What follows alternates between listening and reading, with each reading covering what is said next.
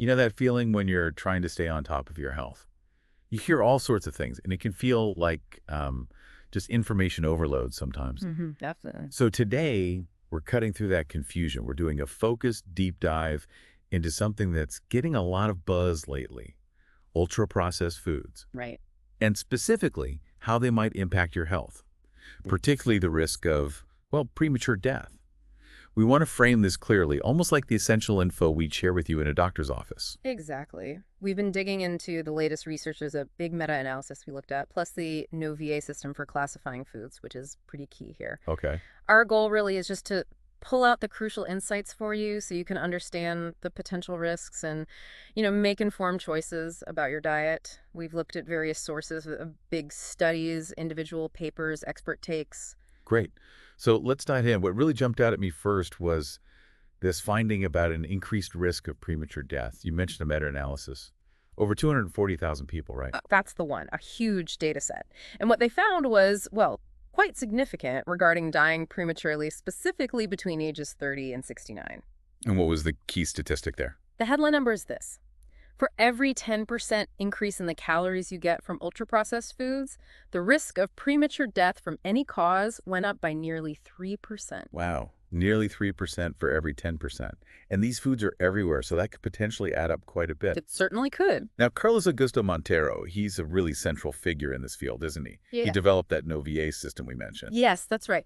Back in 2009, Montero created the NoVA classification. It's basically a way to group foods by how much processing they've gone through. Okay. It has 4 groups. But for this conversation, the main contrast is between group 1, that's whole or minimally processed foods, think fruits, vegetables, meat, milk. The basics. Exactly. Uh-huh. And group 4, the ultra-processed foods. Okay, so group 1 is stuff pretty close to its natural state. What falls into group 4? What are some everyday examples of these ultra-processed foods people would recognize? Yeah, good question. Think about things like packaged snacks, chips, cookies, candy, ready-to-eat meals, like many frozen dinners. Mm-hmm. Also processed meats, hot dogs, some deli slices, sugary breakfast cereals, mass-produced packaged breads and cakes, and definitely sweetened drinks and diet sodas. So a lot of common items. And how does Montero actually define these group 4 foods? What makes them ultra-processed? Well, his definition highlights that they generally contain little, if any, actual whole food. They're often manufactured from, as he puts it, chemically manipulated cheap ingredients. Chemically manipulated. And they usually contain synthetic additives. These are added to make the final product edible, taste good, palatable, and sometimes even habit-forming. That phrase habit-forming definitely sticks out. It does. We're talking about ingredients you wouldn't usually use in your own kitchen, things like high fructose corn syrup, hydrogenated oils, artificial flavors, emulsifiers, that sort of thing. Right. And Montero has some pretty strong views on how our bodies might handle these, doesn't he? He does. In a commentary from 2024, he and his colleagues argued quite plainly that no reason exists to believe that humans can fully adapt to these products. Fully adapt. His thinking is that our bodies might not really recognize these substances properly, potentially treating them as useless or maybe even harmful, and over time that could cause problems depending on the person and how much they eat. Okay, so it's not just about this increased risk of premature death. The rest seems to be connecting higher intake of these foods to a whole range of other health issues, too. Absolutely. Beyond that big meta-analysis, other recent studies really do paint a broader, concerning picture. For example, a study from February 2024 found that higher UPF consumption was linked to a 50% higher risk of dying from cardiovascular disease. 50%, that's huge. It is, and that same study linked higher UPF intake to a greater likelihood of common mental health disorders, too. Wow. Okay, so heart disease, mental health. Yeah. What else is on the list? The risks seem quite varied. They are. Other research suggests links to increased anxiety. Some studies point to up to a 53% higher risk. 53% for anxiety. Yeah. Also, a 55% increased risk of obesity, a 41% rise in sleep disorders, a 40% higher chance of developing type 2 diabetes, Goodness. and around a 20% increased risk for depression or, again, early death from any cause. It really covers a lot of ground. And I think I saw something suggesting that even small amounts added to an otherwise healthy diet might matter. That's what some studies are indicating, yes. A May 2024 study suggested just adding 10% of calories from UPFs to a healthy diet could raise the risk of cognitive decline and stroke. Just 10%? And similarly, research from 2023 linked that same 10% increase in UPFs to a greater chance of developing certain cancers, specifically of the upper digestive tract. Some researchers have even said that just a serving a day matters when it comes to increased risk. This is all painting a pretty sobering picture for health. It really makes you wonder, how much of this stuff are we actually eating? And that's another really critical piece of this puzzle. Some estimates suggest that as much as 70% of the entire U.S. food supply could be classified as ultra-processed. 70%. That's the vast majority of what's available. It's an enormous figure. And what about actual consumption? What are people, putting on their plates day to day? Well, according to Fang Zhang over at Tufts University, her research suggests about 2/3 of the calories kids in the U.S. eat come from UPFs. 2/3 for kids. Wow. And for adults, it's around 60%. It's also worth noting the U.S. seems to be among the highest consumers globally. Nearly 55% of the average American's daily calories come from these foods. So we're consuming huge amounts, and there's this growing evidence of significant health risks, including premature death. Did the researchers try to estimate the potential impact, like how many deaths might be preventable if people ate fewer of these foods? Yes, that meta-analysis we discussed did attempt to model that. Their estimate for the U.S., based on 2017 data, was that over 124,000 premature deaths might have been prevented if UPF consumption had theoretically been reduced to zero. Over 124,000 deaths potentially preventable in 1 year in the U.S. alone? Yeah, That's quite a number. A striking figure. I noticed reading through it that the estimated impact wasn't the same everywhere, right? It varied by country. Exactly. That's an important nuance. In countries with lower average consumption of UPFs, places like Colombia or Brazil, the estimated number of preventable deaths was lower, Okay. though still significant relative to their populations, of course. The study suggested the percentage of premature deaths potentially attributable to UPFs ranged from around 4% in low-consumption countries, up to almost 14% in the highest consumption countries. Interesting to see that variation. Yeah. Now, we absolutely need to bring in the other side here.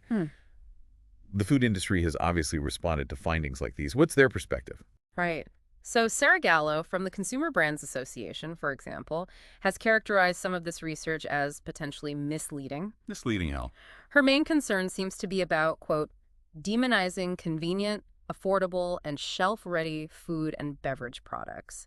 The argument is that this could unintentionally limit access to foods that do provide necessary nutrients, especially for people with limited budgets or time, potentially worsening overall diet quality or creating other issues. That's a fair point about accessibility and affordability being major factors for many people. But let's circle back to the research itself. Even with all this compelling data, the scientists involved acknowledge limitations, don't they? We need to be clear. These studies show associations, but they can't definitively prove these foods cause premature death, correct? That is a really crucial point, yes. Naris Asbury from Oxford University made this clear. These are observational studies. They show strong links, strong associations, but the methods can't definitively prove causation. Right. Correlation isn't causation. Precisely. There could be other factors tangled up in there that the studies haven't perfectly isolated. What sort of other factors are we talking about? Well, Stephen Burgess at Cambridge University mentioned things like overall physical fitness levels or other lifestyle habits that might go along with eating more UPFs. Okay. He raised the possibility that UPFs might sometimes be, in his words, an innocent bystander correlated with the real cause, but not the cause itself. An interesting perspective. Though he also stressed that the sheer consistency of these findings across so many different studies and populations is concerning, regardless. Right. And Fang Zhang, who we mentioned earlier regarding consumption levels, she also had a critique about how risk was calculated, didn't she? Something about the zero UPF baseline. Yes, exactly. She questioned the use of a theoretical minimal risk level to be zero, basically, comparing current diets to a hypothetical diet with absolutely no ultra-processed foods. Because that's not realistic. She argues it's not a realistic scenario in the modern world, and using that zero baseline might lead to an overestimation of the number of premature deaths truly caused solely by UPFs. Okay, so important caveats there. While the evidence pointing towards risk is significant and certainly makes you think, we need to remember and make sure you, the listener, understand these studies show strong connections, but not necessarily a direct proven cause and effect pathway. Exactly right. It's about weighing the evidence we have, Mhm. understanding the potential implications for your health, for your family's health. Okay. So as we wrap up this deep dive, and it's been a really important one, I think, what's the main message you want people listening to take away from all this research? I think the key takeaway is that there's now a significant and growing body of research suggesting a clear link between eating more ultra-processed foods and facing higher health risks, including that increased risk of premature death. As we share this information, sort of like we would in a clinical setting, the goal is really to make sure you're aware of these potential risks. It's about empowering you to think critically about the role these foods play in your diet and make choices that support your long-term health. And we acknowledge the complexities, right? The ongoing debate about direct causation, the valid points about affordability and access raised by the industry, but the consistency across different studies is hard to ignore. It really is. So maybe a final thought for you to ponder. Given that even small increases in these ultra-processed foods seem potentially impactful according to some studies, what's one small practical change you might consider in your daily routine? Or perhaps stepping back a bit, considering that huge percentage, like 70% of the US food supply being ultra processed. What bigger questions does this raise for you about our food system, about access to healthier options, and about our collective health as a society? Something to think about.